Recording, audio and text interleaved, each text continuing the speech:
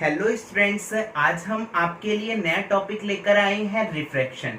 Previous video में हमने ray optics का पहला पार्ट डिस्कस करा था जिसमें हमने रिफ्लेक्शन के बारे में बताया था।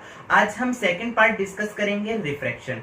आपको इसके जो रिफ्रैक्शन के नोट्स हैं वो हमारे Facebook page boom boom physics पर आपको मैंने वहां पर अपलोड कर दिए हैं, वहां पर आपको मिल जाएंगे। ठीक है, तो आइए स्टार्ट करते हैं रिफ्रैक्शन। रिफ्रैक्शन क्या होता है? When light travel from one medium to another medium then light change its original path. तो इसी को हम क्या बोलते हैं? रिफ्रैक्शन। देखिए, सपोज दैट मैं ये है, मेरे पास कोई एक सेपरेटर लाइन है जो दो मीडियम को क्या कर रही है? सेपरेट कर रही है। मैंने कहा पहला ऑप्टिकल मीडियम जो है वो है मेरे पास एयर, दूसरा ऑप्टिकल मीडियम मैंने मान लिया ये है आपका वाटर। ठीक है, जब आपके मॉलिक्यूल्स जो हैं वो आपके मीडियम में दूर दूर होंगे तो उसको हम क्या बोलेंगे? Rare medium. और जब मॉलिक्यूल्स हमारे पास पास होंगे तो उसको हम क्या बोलते हैं? Denser medium. अर्थात इसको हम सघन माध्यम बोलते हैं, इसको हम विरल माध्यम बोलते हैं। ठीक है, जब हमारे पास लाइट रेज आती है, लाइट रे कुछ ऐसे करके आई, मैंने कहा ये आई लाइट रे, और ये क्या है आपका? नॉर्मल। जब लाइट रे इंसिडेंट हो रही है, मैंने कहा है आई एंगल पर इंसिडेंट हो रही है, और जब ये रेयर मीडियम से डेंसर मीडियम में जाती है तो नॉर्मल की तरफ क्या हो जाती है? बेंड हो जाती है। तो लाइट का अपनी ओरिजिनल पाथ से, लाइट का अपने ओरिजिनल पाथ से डेविएट हो जाना, यही क्या कहलाता है हमारे पास? रिफ्रैक्शन। ठीक है, तो अगर मैं कहता हूं कि कितना अमाउंट इसका डेविएट हुआ, अगर ये आई है और ये वाला एंगल कौन सा होता था आपका? Refracted angle. तो ये वाला एंगल कितना हो जाएगा? डेविएशन एंगल कितना हो जाएगा? आई माइनस का आर।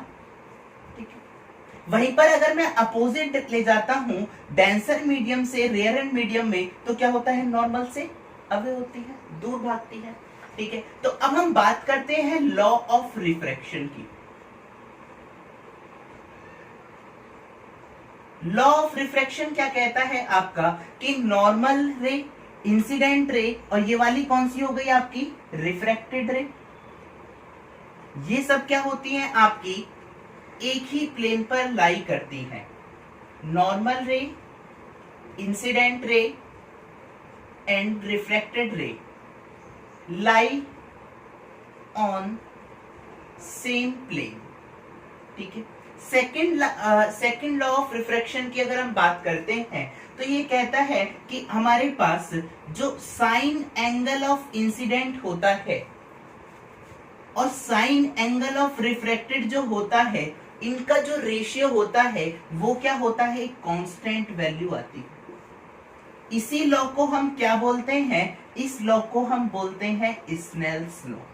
क्या बोलते हैं? Snell's law. ठीक है, आपको पता है जब हमारे पास लाइट रे वन मीडियम से दूसरे मीडियम में जा रही है तो इसकी फ्रीक्वेंसी क्या रहती है? हमेशा कांस्टेंट रहती है, क्योंकि फ्रीक्वेंसी जो होती है वो लाइट की एक कैरेक्टरिस्टिक है, ये जो आपकी मीडियम पर डिपेंड नहीं करती है। अगर मैं वेलोसिटी ऑफ लाइट लिखता हूं तो ये होती है आपकी f इंटू लैम्डा। मतलब आपका वेवलेंथ जो है वो तो चेंज होगा एक मीडियम से दूसरे मीडियम पे जाने पर आपकी फ्रीक्वेंसी में कोई भी चेंज नहीं आएगा। ठीक है, तो अगर हम बात करते हैं, ये है कांस्टेंट। ये कांस्टेंट जो होता है इसे हम लिखते हैं, इसको बोलते हैं हम रिफ्रैक्टिव इंडेक्स। क्या बोलते हैं इसे? Refractive index. रिफ्रैक्टिव इंडेक्स को हम शो करते हैं 1 and 2। आपका इसको हम कैसे रीड करते हैं? जैसे हमने लिख दिया है यहाँ पर कि 1 and 2, इसको हम रीड करने का जो तरीका होता है इसका हम करते हैं refractive index of second medium with respect to refractive index of first medium. यहां पर मैं लिख सकता हूं sine I upon sine R that is equal to N2 upon N1। अगर मैं आपसे बात करता हूं, मैंने लिखा है WNG, ठीक है। WNG जो होता है इसको हम कैसे पढ़ेंगे, refractive index of glass with respect to water. इसको WNG को हम लिखते हैं ANG अपॉन ANW। जिसका भी आपको रिफ्रैक्टिव इंडेक्स गिवन होगा वो हमेशा आपको किसके रेस्पेक्ट में लेके चलना है, एयर के रेस्पेक्ट में। सेकंड अगर मैं बात करता हूं, सेकंड पॉइंट की अगर बात करता हूं तो रिफ्रैक्टिव इंडेक्स का जो मान होता है जिसे हम रिप्रेजेंट कर रहे हैं, मैंने कहा म्यू से या एन से। रिफ्रैक्टिव इंडेक्स की जो वैल्यू होती है वो आपकी हमेशा ग्रेटर देन क्या होती है, 1 होती है या इक्वल टू 1, ठीक है।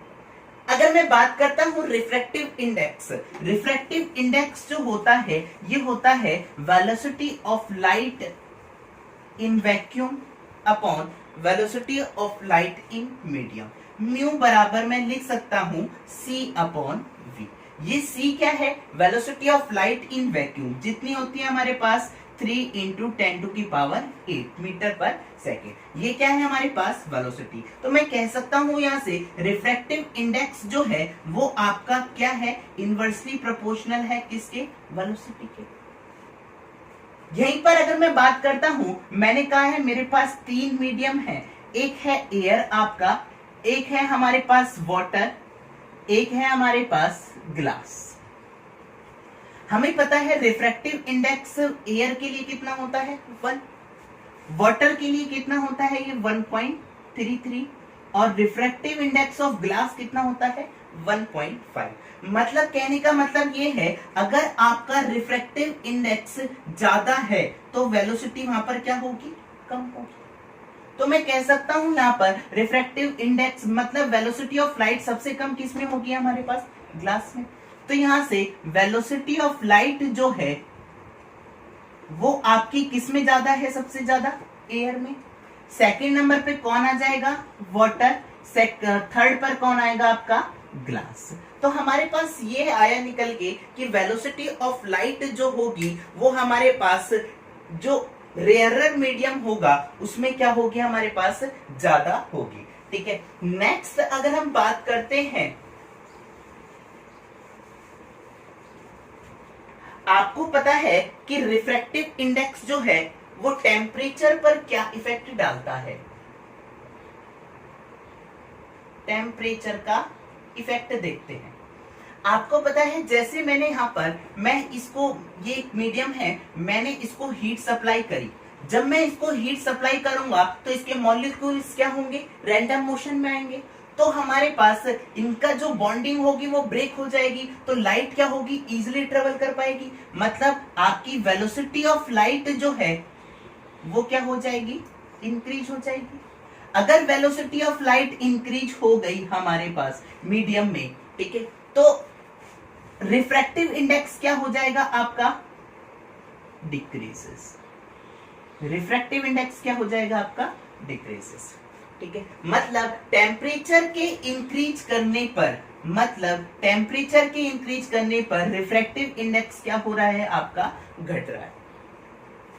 अगर आगे बात करते हैं, मैंने कहा कि रिफ्रैक्टिव इंडेक्स जो है वो आपकी मीडियम पर भी डिपेंड करता है, मीडियम की क्या क्या प्रॉपर्टी हो हमारे पास। फर्स्ट अगर मैं बात करता हूं तो मैंने कहा कि टेम्परेचर पर क्या करेगा, डिपेंड करेगा, मीडियम का टेम्परेचर कितना है। सेकंड अगर मैं बात करता हूं तो आपको पता है कि वेवलेंथ जो होती है, वेवलेंथ ऑफ लाइट पर भी डिपेंड करेगा, क्योंकि मैंने वहां पर क्या लिखा था, V बराबर C बराबर F इंटू लैम्डा। F क्या है यहाँ पर, कांस्टेंट है, V वेलोसिटी है यहाँ पर, तो वेलोसिटी इफेक्ट करेगी तो लैम्डा भी इफेक्ट करेगा, नहीं करेगा आपका। नेक्स्ट अगर मैं बात करता हूं कि नेचर ऑफ द मीडियम, मतलब माध्यम की आपकी कैसी प्रकृति है, इस बात पर भी आपका रिफ्रैक्टिव इंडेक्स डिपेंड करता है। ठीक है, अगर हम आगे बात करते हैं तो आपको पता है कि रिफ्रैक्टिव इंडेक्स जो है, ये रिफ्रैक्शन जो है, ये रिफ्रैक्शन के आप बेसिकली एग्जाम्पल देखते होंगे हमारे डेली लाइफ में क्या क्या होते हैं। आपको पता है कि पेंसिल का बेंड होना किसमें, ग्लास ट्यूब में, वो क्या होता है, रिफ्रैक्शन की वजह से होता है।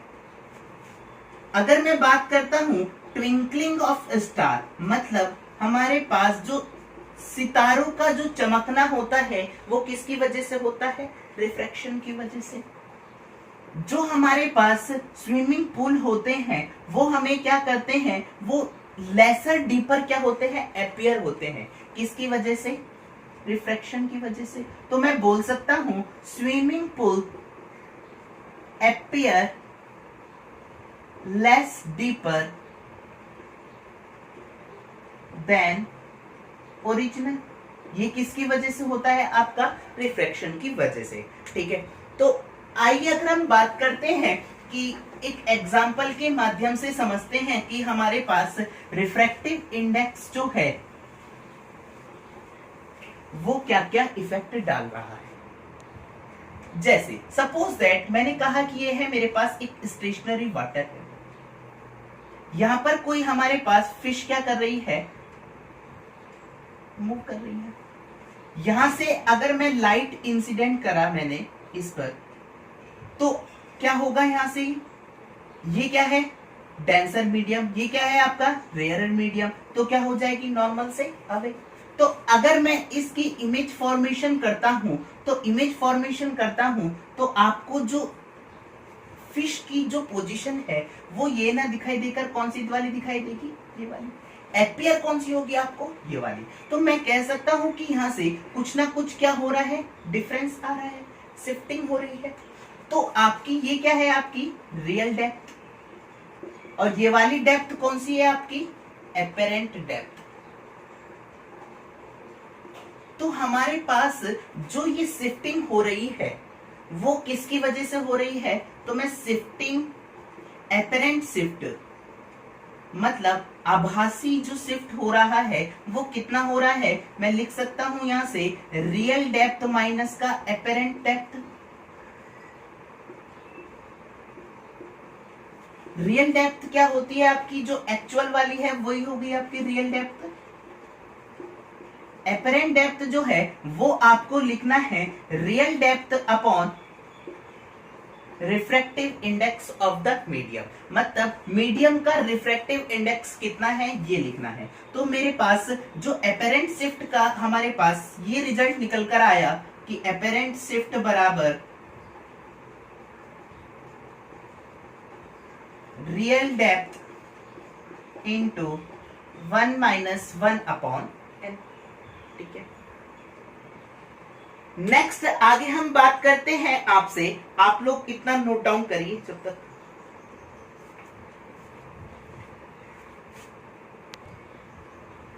आगे स्टार्ट करते हैं लेटरल शिफ्ट ऑफ इमर्जेंट रे। सपोज दैट मैंने कहा है मेरे पास एक ये ग्लास प्लेट, अगर मैंने इस पर लाइट इंसिडेंट करी तो ये क्या होगी, नॉर्मल की तरफ क्या हो जाएगी, बेंड हो जाएगी। फिर क्या होगी, जब ये दोबारा एयर में आएगी तो नॉर्मल से दूर जाएगी। तो हमारे पास ये कौन सी हो गई आपकी इमर्जेंट रे, ये वाली कौन सी हो गई आपकी इंसिडेंट रे। तो इंसिडेंट रे और इमर्जेंट रे के बीच में हमारे पास जितना ये क्या होता है, शिफ्टिंग होती है, इसी को हम बोलते हैं लेटरल शिफ्ट। तो लेटरल शिफ्ट का जो मान होता है वो आपका होता है टी। टी क्या है यहाँ पर, ग्लास की प्लेट की जो थिकनेस है वो साइन आई माइनस का आर अपॉन कॉस आर, ये होता है आपका लेटरल शिफ्ट का फॉर्मूला। आई क्या है यहाँ पर, इंसिडेंट एंगल, और आर क्या है यहाँ पर आपका रिफ्रैक्टेड एंगल। नेक्स्ट अगर मैं बात करता हूं कि मेरे पास एक है कंटेनर, ये क्या है, एक कंटेनर। कंटेनर में मैंने 3 इमिसिबल लिक्विड क्या कर दिए हैं, फिल करे हैं। ठीक है। इसकी डेप्थ है, मैंने कहा है D1 है, इसकी डेप्थ है D2, ये है D3 डेप्थ तक, और इनका रिफ्रैक्टिव इंडेक्स भी गिवन है। तो हमें इसकी एपेरेंट डेप्थ पूछी है कि कितना मुझे अपीयर होगी। तो एपेरेंट डेप्थ जो है वो हम कैसे लिखते हैं, apparent depth equal to D1 upon N1 plus D2 upon N2 plus D3 upon N3। ठीक है। नेक्स्ट अगर मैं बात करता हूं तो मैंने कहा कि 1N2 into 2N3 multiply by 3N1 that is equal to 1। तो हम इसको कैसे पढ़ेंगे, refractive index of second medium with respect to 1। तो इसको हम कैसे लिखेंगे, N2 अपॉन N1, इसे क्या लिखेंगे हम N3 अपॉन N2, और इसको क्या लिखेंगे N1 अपॉन N3। तो आप देख रहे हो यहां से कि हमारे पास ये इसकी वैल्यू कितनी आ जाएगी, 1। नेक्स्ट अगर हम बात करते हैं आपसे total internal refraction TIR। TIR क्या होता है आपका, अगर हमारे पास कोई लाइट डेंसर मीडियम से रेयरर मीडियम में जाती है तो हमारे पास TIR टोटल इंटरनल रिफ्लेक्शन। ठीक है। सपोज दैट मैंने कहा है ये है मेरे पास कोई लाइट वाटर है, लाइट रे इंसिडेंट करी गई है डेंसर मीडियम पर। डेंसर मीडियम से इंसिडेंट करेंगे तो क्या होगा, ये कुछ रेयरर मीडियम में जाएगी तो क्या होगा, नॉर्मल से अवे जाएगी। तो मैं इस वाले एंगल को कितना रखूं कि लाइट क्या हो, मेरे पास रिफ्लेक्ट बैक होकर आ जाए। तो सेकंड अगर मैं बात करता हूं, मैंने कुछ एंगल को और इंक्रीज करा भाई। जब मैंने एंगल को इंक्रीज करा तो मैंने कहा कि मेरे पास ये जो है ये क्या हो गई, जो सेपरेटर लाइन पर क्या हो गई, कौन साइड होकर हो गई। तो यहां पर जो रिफ्रैक्टेड एंगल हो गया वो कितना हो गया आपका 90 डिग्री, और जो इंसिडेंट एंगल है वो उस एंगल को हम क्या बोलेंगे, क्रिटिकल एंगल। क्या बोलेंगे, क्रिटिकल एंगल। अगर मुझे क्या करना है, टोटल इंटरनल रिफ्लेक्शन प्राप्त करना है, टोटल इंटरनल रिफ्लेक्शन के लिए मुझे इंसिडेंट एंगल का मान जो है वो क्रिटिकल एंगल से क्या रखना पड़ेगा, ज्यादा रखना पड़ेगा। तो अगर हम बात करते हैं तो ये क्या हो जाएगी, उसी मीडियम में क्या हो जाएगी, दोबारा वापस आ जाएगी। ठीक है।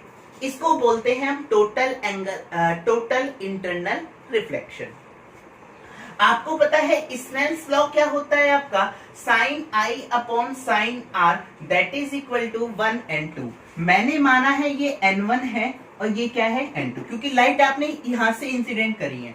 तो मैं इसको क्या लिख सकता हूं, sine I by sine R बराबर N2 अपॉन N1।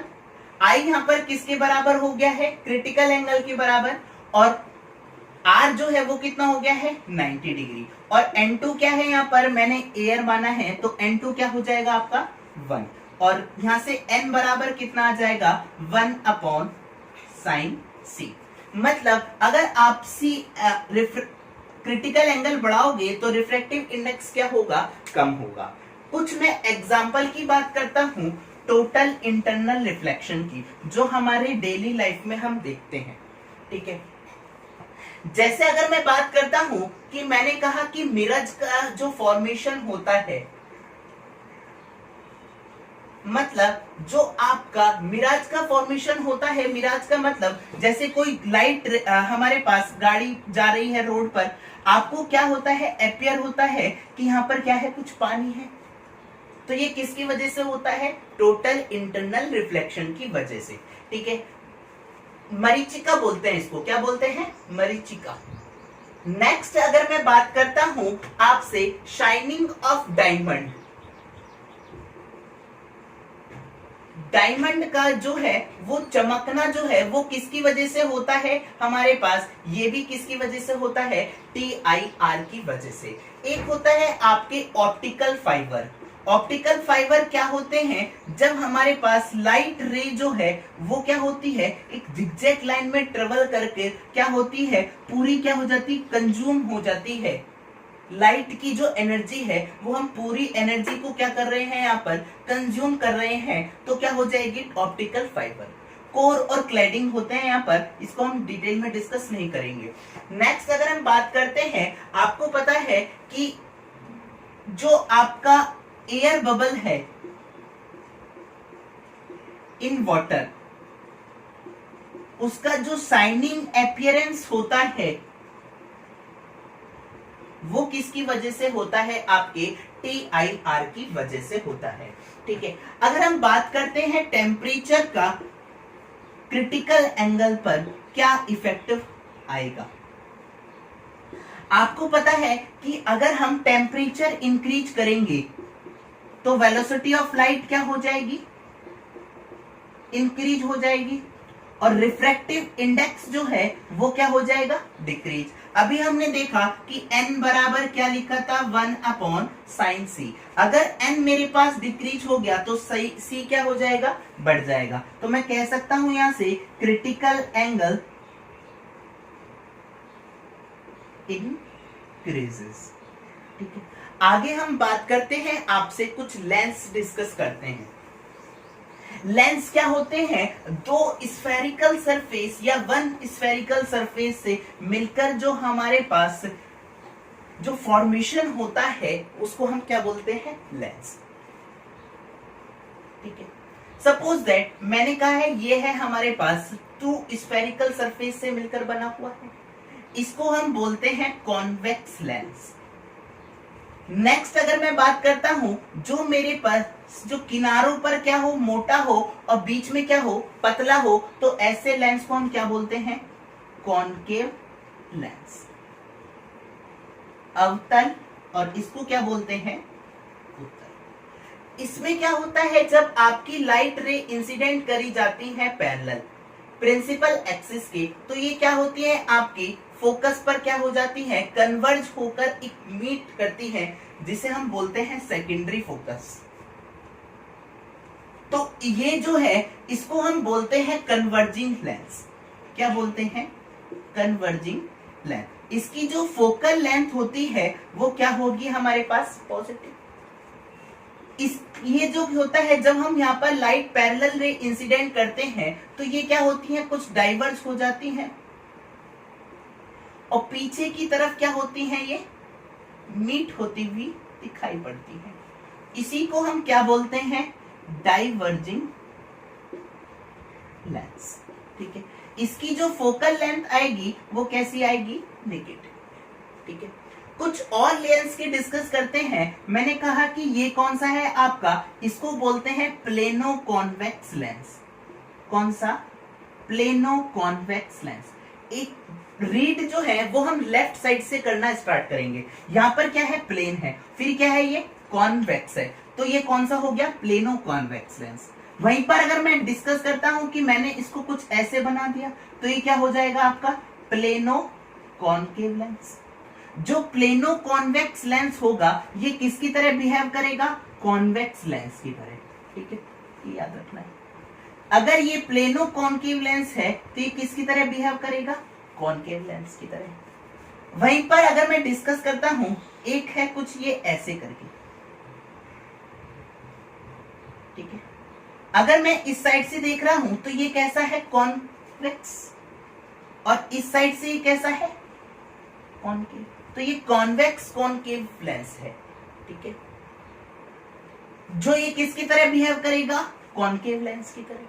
ठीक है, आपको पता है लेंस जो फॉर्मूला होता है वो कैसे लिखते हैं हम, P1/f that is equal to 1/v minus 1/u, यही तो लिखते हैं। इसको हम साइन के साथ यूज करना है, ये याद रखना है। आपको पता है सेकंड, अगर लेंस मेकर फॉर्मूला से हम क्या निकालते हैं, स्फेरिकल लेंस जो होते हैं उनकी क्या करते हैं, फोकल लेंथ क्या करते हैं, फाइंड करते हैं। मैं इसको लिखूंगा n-1 1/r1 minus 1/r2।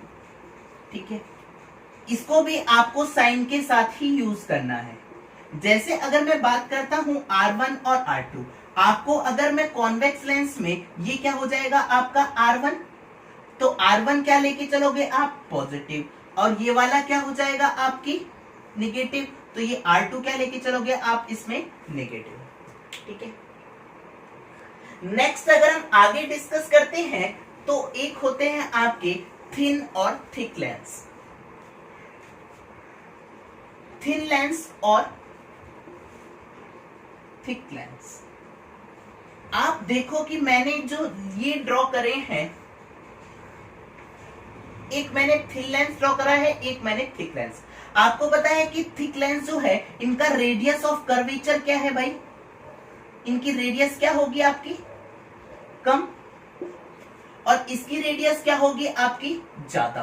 तो यहां पर रेडियस क्या है आपकी, ज्यादा है, और यहां पर रेडियस क्या है आपकी, कम। किसके लिए, थिक लेंस के लिए। अगर रेडियस कम है तो f बराबर r/2, तो फोकल लेंथ भी क्या हो जाएगी आपकी, कम, और फोकल लेंथ अगर कम हो गई तो आपको पता है पावर के ये क्या होता है, इनवर्सली प्रोपोर्शनल। तो हमारे पास पावर लेंस, पावर क्या हो जाएगी इनकी, ज्यादा। और वहीं पर अगर हम पतले लेंस की बात करते हैं तो इनकी फोकल लेंथ क्या हो जाएगी, ज्यादा, और पावर क्या हो जाएगी इनकी, कम। तो हमारे पास जो थिक लेंस होते हैं उनकी पावर जो होती है वो क्या होती है, ज्यादा होती है in compare to thin lens. आगे डिस्कस करते हैं हम आपसे कि जब हम एक किसी लेंस को पानी के अंदर डिप कर देते हैं तो उसकी फोकल लेंथ पर क्या इफेक्ट आएगा। सपोज दैट मैंने कहा ये एक लेंस है जिसकी एयर में फोकल लेंथ थी Fa, जब मैंने इसको डिप कर दिया इसकी फोकल लेंथ हो गई लिक्विड में Fl। तो आपको पता है लेंस मेकर फॉर्मूला क्या होता है हमारे पास, 1/Fa। यहां पर किसकी लेनी है, ग्लास की। ये ग्लास हो गया आपका विद रिस्पेक्ट टू एयर, जब मैं एयर में था मैंने यहां पर ये बात कही। ठीक है, सेकंड मैंने कहा कि जब वो ग्लास जो है वो किसके अंदर डिप कर दिया गया आपका, वाटर के अंदर या लिक्विड के अंदर, तो इसको मैं Lng-1 1/R1 माइनस 1/R2। भाई रेडियस ऑफ कर्वेचर थोड़ी ना चेंज हो जाएंगे। जब मैंने इन दोनों को रेशियो से डिवाइड करा तो ये क्या आ गया हमारे पास, FL that is equal to FL/FA Ang-1 upon Lng-1। आप FA को इधर लिखिए। ठीक है, Lng को हम कैसे लिख सकते हैं भाई, Ang/AnL। ये हो गया आपका फोकल लेंथ जब हमारे पास डिप कर दिया जाए किसके अंदर, लिक्विड के अंदर। ठीक है, अगर मैं बात करता हूं आपसे तो अगर ये रेशियो मेरे पास Ang जो है ग्लास का रिफ्रैक्टिव इंडेक्स जो है वो ज्यादा है किससे, लिक्विड के रिफ्रैक्टिव इंडेक्स से, तो मेरे पास ये वाली वैल्यू क्या आएगी, एक से ज्यादा, तो Fl क्या रहेगा, पॉजिटिव। मतलब क्या होगा, लेंस का जो नेचर होगा वो क्या रहेगा, सेम रहेगा। क्या रहेगा, सेम। अगर मैं बात करता हूं कि Ang जो है वो लेस है किससे, Anl से, तो ये वैल्यू क्या हो जाएगी आपकी, 1 से छोटी, तो ये वैल्यू क्या हो जाएगी, नेगेटिव। तो लेंस जो है वो लेंस की जो हमारे पास नेचर हो जाएगा वो क्या हो जाएगा हमारे पास, अपोजिट। मतलब लेंस का जो नेचर हो जाएगा वो क्या हो जाएगा, चेंज। वहीं पर एक तीसरी कंडीशन बनती है Ang बराबर Anl। तो इस टाइम क्या होता है हमारे पास, ये वैल्यू क्या हो जाएगी, ये 1 हो जाएगी पूरी, और 1 ये कितना हो जाएगी, 1/0। तो Fl कितना आ जाएगा आपका, इन्फिनिटी। तो ये किसकी तरह बिहेव करेगा, एक प्लेन प्लेट की तरह बिहेव करेगा। किसकी तरह बिहेव करेगा, एक प्लेन प्लेट की तरह बिहेव करेगा। ठीक है, आगे डिस्कस करते हैं हम आपसे कि कॉम्बिनेशन ऑफ लेंस।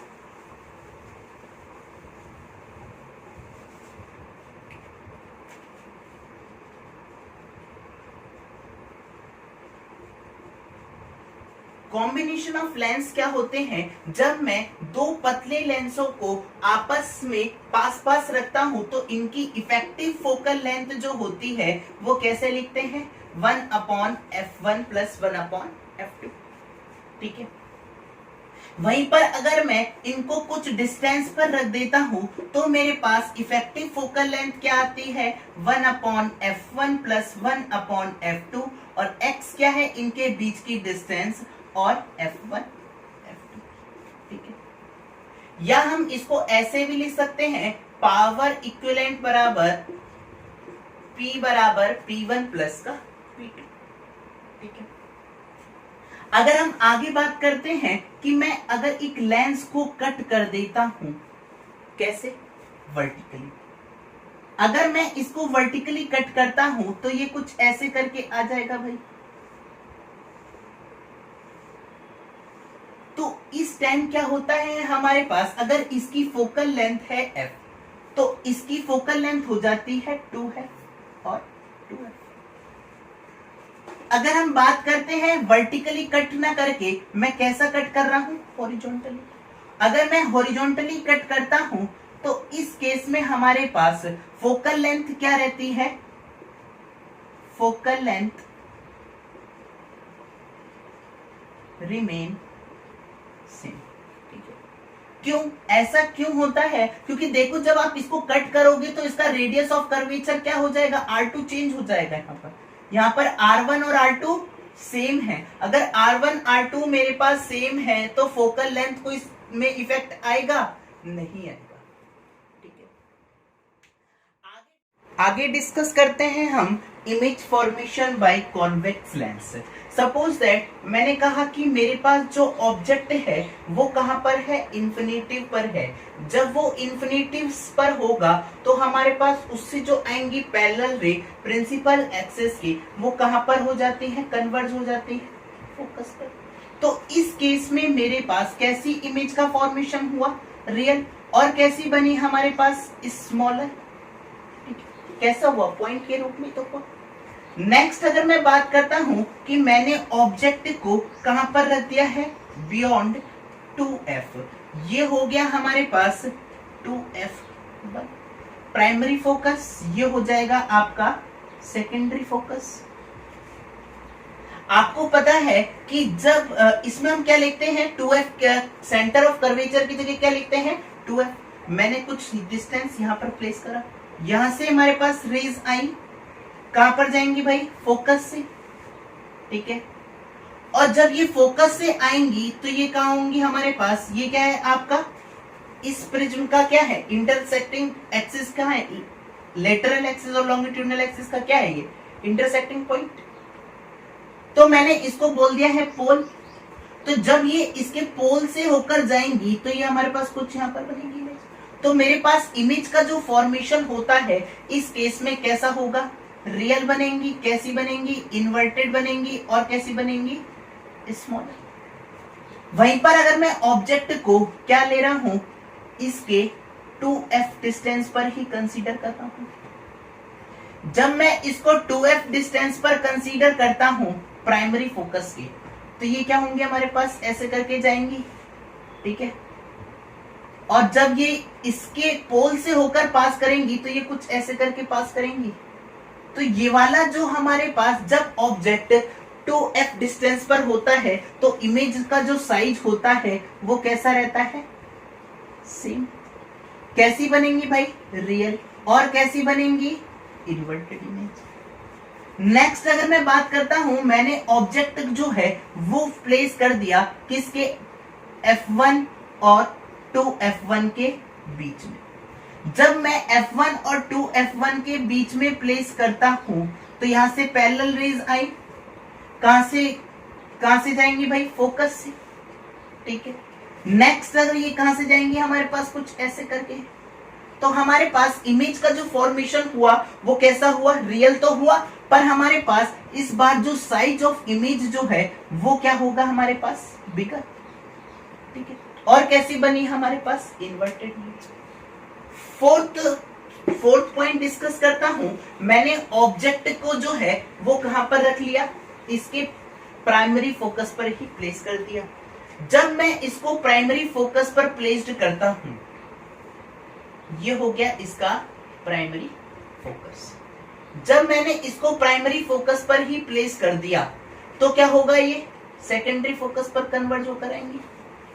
ठीक है, नेक्स्ट हमें पोल से गुजारनी है तो ये क्या होंगे, कुछ ऐसे करके। तो ये दोनों रे जो है वो कहां पर पीछे की तरफ भी टेंड करोगे, पैरेलल रेज है, तो ये कहां पर मीट करेंगी, इन्फिनिटिव पर। तो मेरे पास जो कहां पर कैसी इमेज बनेंगी, रियल बनेंगी, और कैसी बनेंगी, हमारे पास साइज जो होगा वो कैसा होगा इनका, मच बिगर, बहुत बड़ा साइज होगा, इन्फिनिटी पर। वहीं पर अगर मैं नेक्स्ट केस ले रहा हूं, मैंने कहा कि मेरे पास जो ऑब्जेक्ट है वो कहां पर प्लेस कर दिया जा रहा है,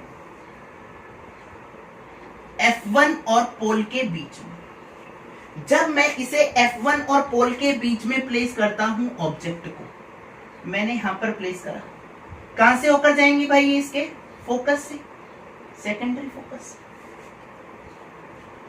फिर क्या होगा, जब मैं इसके पोल से बात करता हूं तो ये क्या होंगे, हमारे पास कुछ रेज ऐसे करके आएंगी।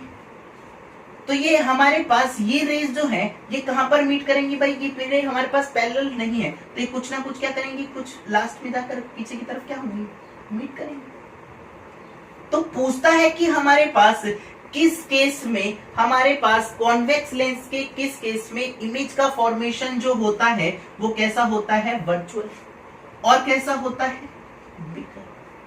जब हमारे पास ऑब्जेक्ट जो है वो प्राइमरी फोकस और पोल के बीच में रखा जाता है तो हमारे पास इमेज कैसी बनती है, बिगर। नेक्स्ट डिस्कस करते हैं हम कि image formation by concave lens. Concave lens में आपको पता है ये कैसा होता है, हमारे पास डाइवर्जिंग। जब ये हमारे पास पैरेलल रे इंसिडेंट करी जाएंगी तो ये क्या होंगी, हमारे पास डाइवर्ज हो जाएंगी और कहां पर मीट होते हुए दिखाएंगे, इसके फोकस पर। तो इस केस में हमारे पास कैसी इमेज बनेगी, हमेशा वर्चुअल। ठीक है, और कैसी बनेंगी इस केस में, स्मॉल। ठीक है, वहीं पर मैं ऑब्जेक्ट को कुछ फाइनाइट डिस्टेंस पर कंसीडर करता हूं, मैंने कहा कि कुछ फाइनाइट डिस्टेंस पर है। ठीक है, ये हो गया इसका प्राइमरी फोकस, ये हो गया इसका सेकेंडरी फोकस। ठीक है,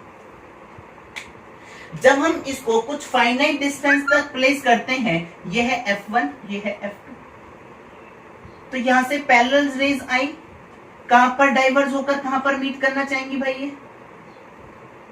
कहां पर मीट करना चाहेंगी, फोकस पर, कुछ ऐसे करिए। ठीक है, और जब हम इसको ऑप्टिकल सेंटर से एक लाइन गुजारेंगे, ये कुछ, जब हम ऑप्टिकल सेंटर से लाइन गुजारते हैं तो ये कुछ ऐसे करके आएंगे। तो इमेज का जहां पर ये दोनों लाइनें इंटरसेक्ट कर रही हैं, यहां पर क्या बनेगी, हमारे पास इमेज। तो इमेज का जो साइज होगा वो हमेशा कैसा रहेगा, हमारे पास इसमें वर्चुअल रहेगा, और कैसा रहेगा,